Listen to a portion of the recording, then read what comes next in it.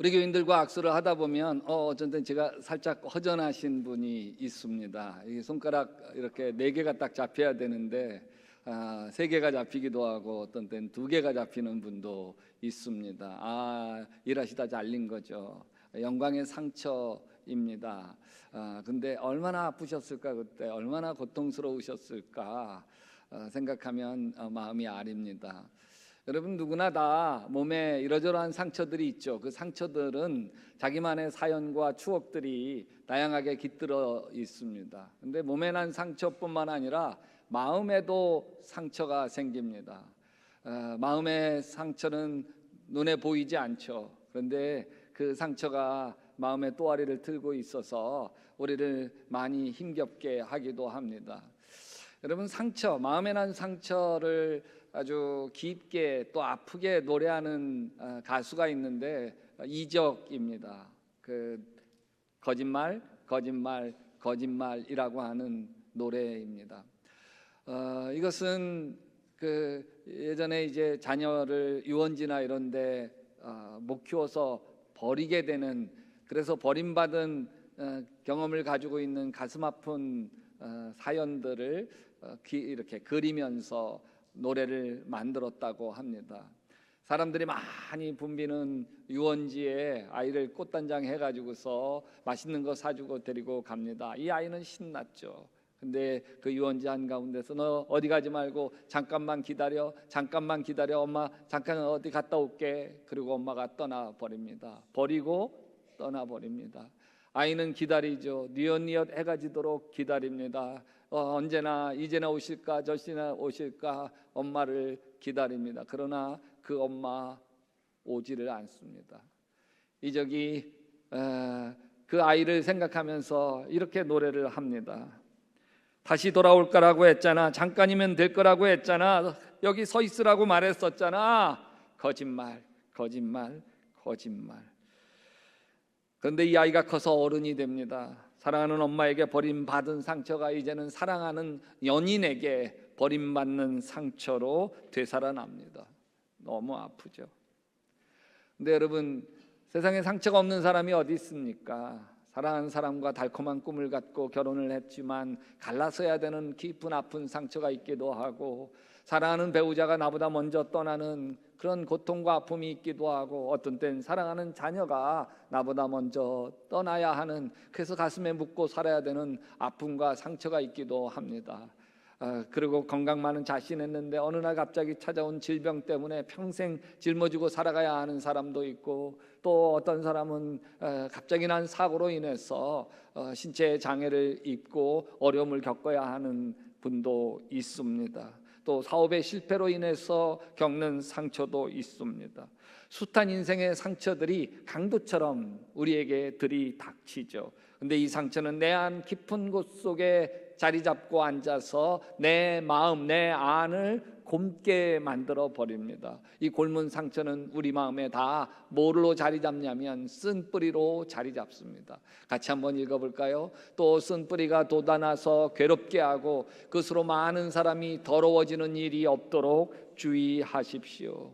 여러분, 이 상처는 내가 원하는 게 아닙니다. 밖에서 찾아온 것이 내 안에 또아리 틀고 앉아서 내 인격, 내 감정, 또 내 행동을 이렇게 사납게 만들어 버립니다. 마음이 상해버린 것이죠. 오늘 시편 말씀에서도 이렇게 얘기해요. 마음이 상한 사람을 고치시고 그 아픈 곳을 싸매어 주신다. 여기 상한 자라는 히브리어를 샤바르라고 얘기하는데 부서지다, 깨지다 이런 뜻을 가지고 있습니다. 겉으로 보기엔 멀쩡합니다. 멀쩡한 도자기에 근데 속으로 다 금이 가 있는 거예요. 톡 한 번만 건드려도 쉽게 깨어질 것 같은 마음입니다. 근데 여러분, 다윗도 상처가 참 많은 사람입니다. 저는 오늘 말씀을 연구하기까지는 다윗은 뭐 그냥 목동이었고 막내였고 그렇게만 생각했는데, 이 다윗에 대해서 조금 더 깊게 다른 자료들을 창고에 가면서 다윗에 받은 상처가 이렇게 깊었어? 알게 되었습니다. 우리는 다윗을 위대한 왕 골리앗을 이긴 용사, 그리고 시편의 시인으로만 기억합니다. 그런데 이전에 가족에게로부터 인정받지 못하는 막내, 상처 많이 받은 아이였습니다. 사무엘 선지자가 이스라엘의 새 왕을 찾으려고 이새의 집에 갑니다. 이새의 집에 가서 아들들을 다 오게 합니다. 7 아들이 쭉 줄을 섭니다. 그 첫 엘리압이라고 하는 장남을 딱 보자, 와, 늠름한 거예요. 야, 이 사람이구나, 왕감 이 사람이구나. 이렇게 마음에 사무엘이 감동을 받습니다. 풍채가 늠름하고. 그런데 하나님이 아니라고 하십니다. 둘째 아미나답도 하나님이 아니라고 합니다. 셋째 건장한 삼마도 하나님이 아니라고 합니다. 다섯째, 여섯째, 일곱째가 다 지나가도록 하나님이 다 아니라고 합니다. 그래서 이새에게 다시 묻습니다. 이 아들이 이게 다냐고. 그랬더니 막내가 하나 있긴 합니다만은 지금 뭐 양돌보고 있을 거예요. 여기 아버지 이새 마음속에 지금 하나님이 왕될 사람을 골라내는 자리인데, 이 이새 마음속에 다윗은 왕감으로 이미 지워져 있는 사람입니다. 여기 이새 아버지의 마음속에 다윗은 감이 아닌 거예요. 가족들 사이에 어쩌면 다윗은 미운 털이었습니다.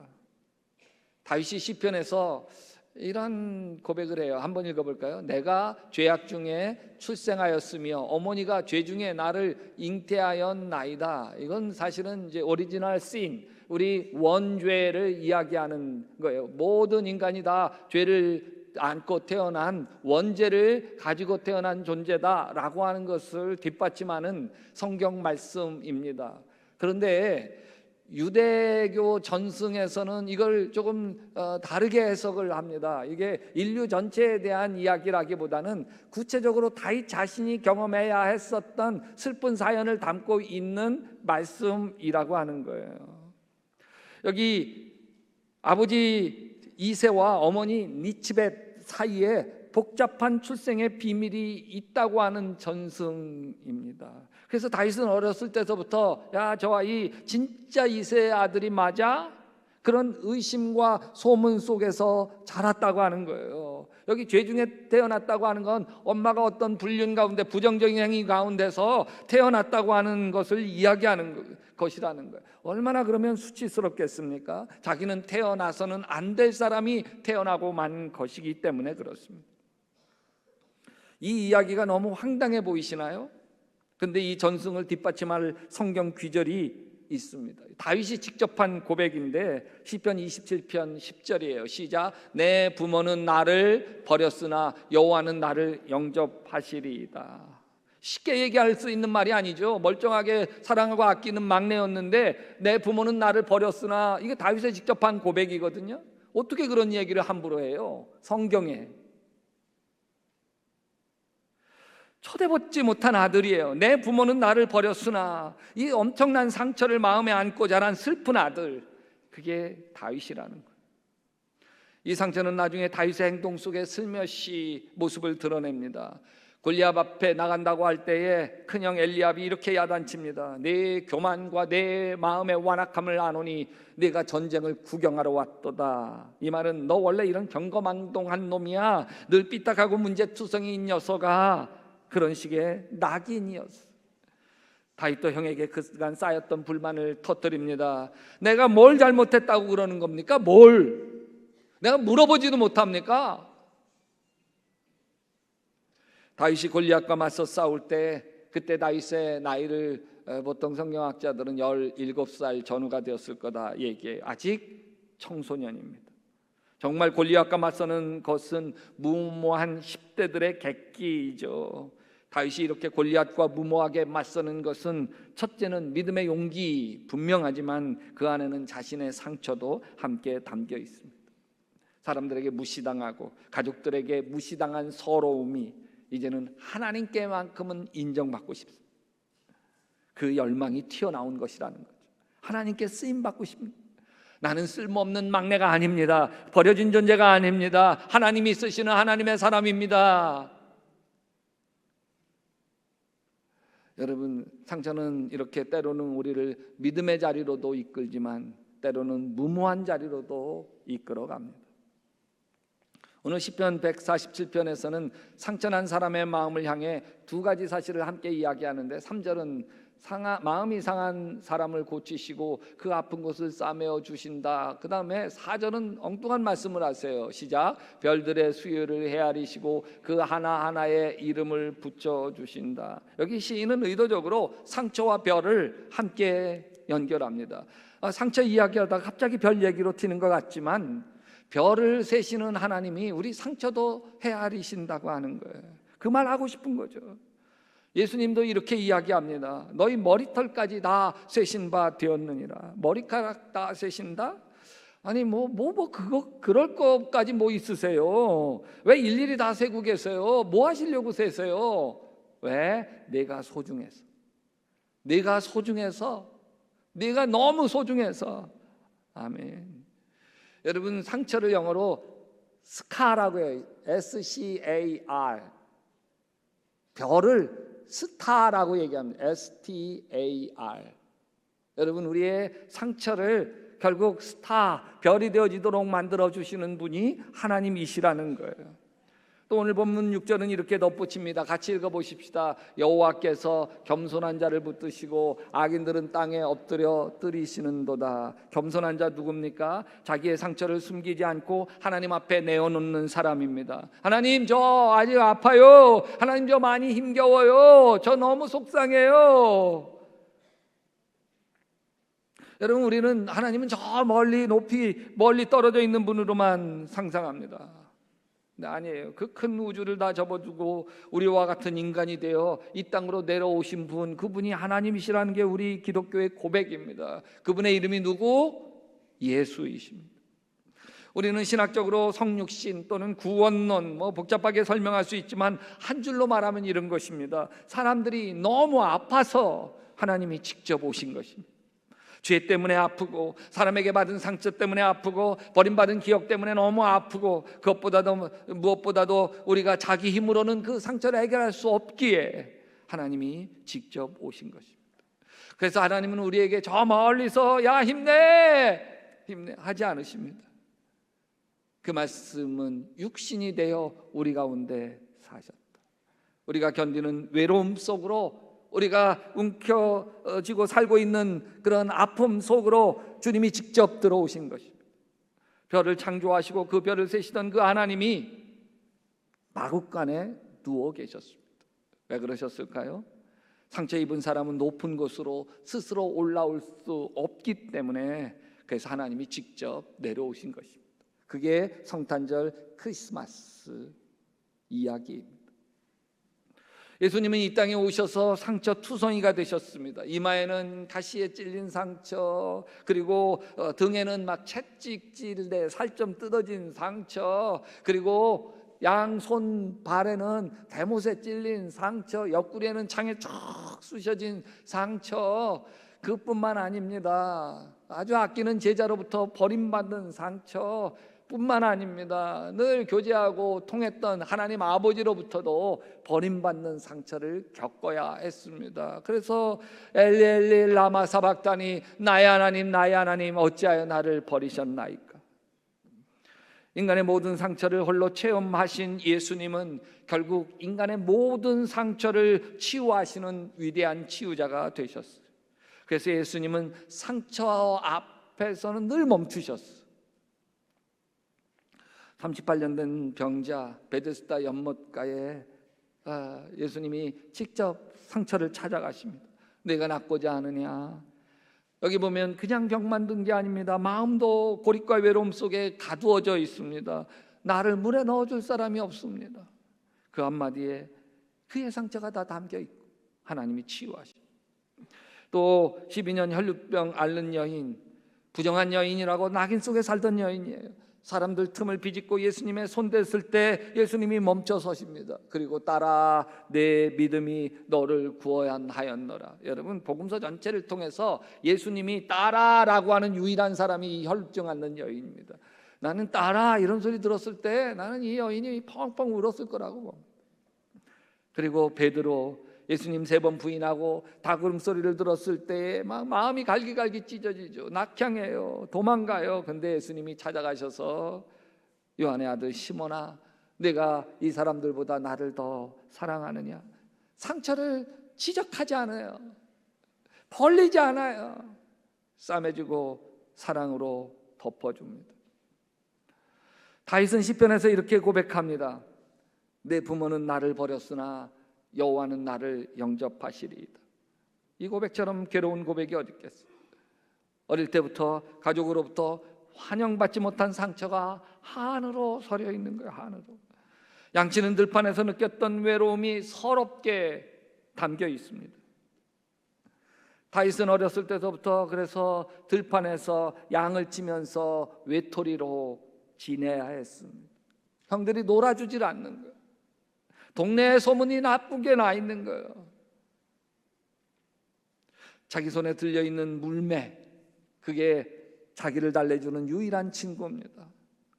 저 물매에 돌을 매달아 휘 던져요. 어떤 데는 나무를 맞춰요. 어떤 데는 바위를 맞죠. 그러다가 바위 위에 조그만한 돌을 올려놓고 맞죠. 이 물매가 다윗에겐 유일한 놀이에요. 다윗에겐 자기의 서러움, 외로움을 이겨낼 수 있는 유일한 게, 그러다가 이게 나무에 앉아 있는 새도 딱, 그러다가 나중에는 날아가는 새도 그래도 딱 맞아 쓰러져. 어느새 물매에 뭐가 돼 있어요? 달인이 되어 있어요. 여러분, 물매에 달인이 되어 있다고 하는 거, 그것은 오히려 자랑이 아니에요. 서러움인 거죠. 이것밖에 할 게 없으니까, 이것밖에 자기를 달랠 길이 없으니까. 근데 하나님은 이 다윗의 그 서러움을 사용하십니다. 상처로 만들어진 물매로 골리앗과 맞짱 뜨게 만듭니다. 사무엘상 17장의 시작. 너는 칼과 당과 단창으로 내게 나아오거니와 나는 만군의 여호와의 이름 곧 내가 모욕하는 이스라엘 군대의 하나님의 이름으로 내게 나아가노라. 다윗도 쓰시고 다윗의 상처에서 나온 물맷도 함께 들어 쓰신 것입니다. 여러분, 폴 트루니의 정신과 의사는 아주 묘한 얘기를 해요. 이 세상에서 위대한 업적을 이룬 사람들을 다 조사해 보니까 이상하게 다 깊고 깊은 상처를 안고 살아가는 사람들이 위대한 업적을 이뤘대. 아니, 위대한 업적을 이룬 사람들 중에 간혹 굉장히 깊은 상처와 불행했던 사람도 큰 업적을 이룬 사람이 있더라. 이게 아니라는 거야. 아니라는 거야. 위대한 업적을 이룬 사람 대부분이 깊고 깊은 상처가 있더라는 거예요. 엄마 아빠가 일찍 돌아가시거나 부모님이 이혼하시거나 고아가 되거나 말로 할 수 없는 상처투성이 어린 시절을 겪어온 사람들이 대부분 큰 업적을 남기더래요. 그래서 폴 트루니가 뭐라고 이렇게 정의를 내리냐면, 상처가 크면 클수록 그 상처가 만들어내는 창조적 에너지가 큰 거구나. 아멘. 그러나 안타깝게도 상처 때문에 상처에 묶여서 도박에 빠지고, 상처에 묶여서 술에 빠지고, 상처에 묶여서 인생이 저주가 되어지는 사람들이 있습니다. 아니, 많습니다. 근데 어떤 사람은 반대로 상처가 저주가 아니라 축복인 사람들이 있는 거예요. 상처가 만들어내는 그 깊고 깊은 창조적인 에너지를 꽃피워내는 사람들이 있는 거예요. 뭐가 이런 차이를 만들까? 어떤 사람은 상처로 파멸하고 어떤 사람은 상처로 위대하게 되고, 뭐가 이것을 갈릴까 보니까 사랑이더래요. 사랑. 그 사람을 있는 모습 그대로 받아주고 견뎌주고 안아주는 그 사랑이 있는 사람은 그 상처가 창조적 에너지가 되고, 그 사랑을 만나지 못할 때 그때 그 상처가 불행이 되고 저주가 되어지더라는 거예요. 다윗은 사랑받지 못한 어린 시절, 불행한 어린 시절의 상처가 너무 크죠. 다윗을 저주받게 하기에 충분한 상처, 파멸시키기에는 충분한 상처입니다. 그런데 다윗이 하나님을 붙듭니다. 아멘. 하나님의 사랑을 붙들어요. 아니, 하나님이 다윗을 붙듭니다. 시편 147편의 시작, 상심한 자를 고치시며 그들의 상처를 싸매는도다. 하나님 붙들어요. 여러분, 여기에서 가장 중요한 건 상심한 자도 아니고 상처도 아닙니다. 하나님입니다. 우리가 고치는 게 아닙니다. 우리가 싸매는 게 아닙니다. 우리의 결심, 의지, 자책, 반복되는 다짐으로 우리가 회복되고 치유되어지는 것이 아닙니다. 하나님이 고치십니다. 아멘. 하나님이 싸매 주십니다. 아멘. 그래서 우리가 해야 할 일은 단순합니다. 하나님께 상처를 보여드리는 용기입니다. 하나님, 저 아직 아파요. 하나님, 저는 그때 일이 떠오르면 지금도 화가 납니다. 하나님, 저는 아직 용서가 잘 안 됩니다. 하나님, 저는 아직 너무 외롭습니다. 여러분, 우리는 너무 오랫동안 괜찮은 척 하느라 지쳐있지는 않으십니까? 잘 사는 척, 안 아픈 척, 믿음 좋은 척, 다 극복한 척 하고 살고 있지는 않습니까? 여러분, 상처는 숨긴다고 낫는 게 아닙니다. 상처는 하나님의 바람이 통하기 시작할 때 비로소 아물기 시작합니다. 바람 통하게 어떻게 하나요? 솔직한 고백의 기도, 그게 바람 통하는 거예요. 그냥 아프면 아픈 대로, 외로우면 외로운 대로, 서러우면 서러운 대로. 여러분, 성탄절 앞둔 이 대림절은 단순히 예수님이 이 세상에 오신 절기가 아닙니다. 예수님이 나에게 오신 절기예요. 아멘. 누구에게? 나에게. 별을 세시는 그 거대한 하나님이 오늘 이 자리에 우리의 눈물을 하나하나 세고 계십니다. 그리고 이렇게 이야기하시죠. 걱정 마, 내가 있다. 내가 내 상처를 싸매 주리라. 다윗의 상처를 아시고 그를 들판에서 불러서 이스라엘 왕으로 세우신 그 하나님께서 오늘도 이 말씀으로 우리를 부르십니다. 같이 읽어보십시다. 내 부모는 나를 버렸으나 여호와는 나를 영접하시리이다. 아멘. 또 같이 읽어볼까요? 상심한 자를 고치시며 그들의 상처를 싸매시는도다. 아멘. 상처가 없는 사람 어디 있습니까? 상처로 인하여 많은 사람이 절망합니다. 그런데 상처 때문에 성숙하는 사람이 있어요. 상처 때문에 사명을 발견하고 상처 때문에 누군가를 위로하고 치유하는 사람이 있습니다. 예수님 때문에 말입니다. 따라서 합시다. 잘 아문 상처는 꽃보다 아름답다. 제가 좋아하는 시 마지막으로 읽어드리죠. 풀잎에도 상처가 있다. 꽃잎에도 상처가 있다. 너와 함께 걸었던 들길을 걸으면, 들길에 앉아 저녁 노을 바라보면 상처 많은 풀잎들이 손을 흔든다. 상처 많은 꽃잎들이 가장 향기롭다. 아멘.